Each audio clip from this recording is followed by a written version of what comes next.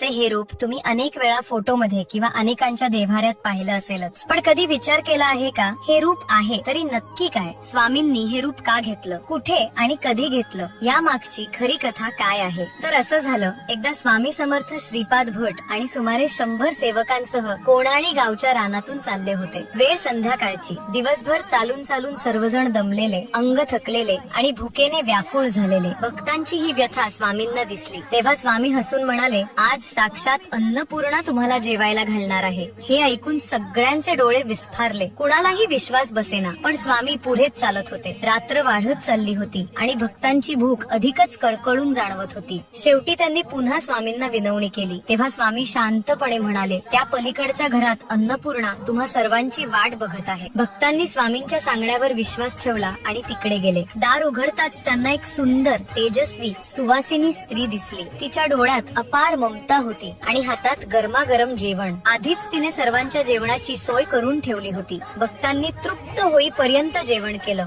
शरीर तर तृप्त झालं, पण त्याहून अधिक मनही समाधानानं भरून आलं. नंतर भक्तांनी स्वामींना विचारलं, महाराज, ती सुवासिनी कोण होती? स्वामी समर्थ मंद हसले आणि म्हणाले, ती दुसरी कोणी नसून माता अन्नपूर्णाच होती. तुम्हाला जेवायला घालण्यासाठी ती माझ्याच रूपातून प्रकट झाली होती. म्हणूनच स्वामी समर्थांना अनेक भक्त स्वामी आई म्हणूनही हाक मारतात. भक्त जेव्हा आई म्हणून हाक देतात तेव्हा स्वामी खऱ्या आई वडिलांसारखे धावून जातात. म्हणूनच त्यांना सर्व व्यापी, सर्व गुणसंपन्न आणि अन्नपूर्णेच्या मूर्तिमंत रूपात मानलं.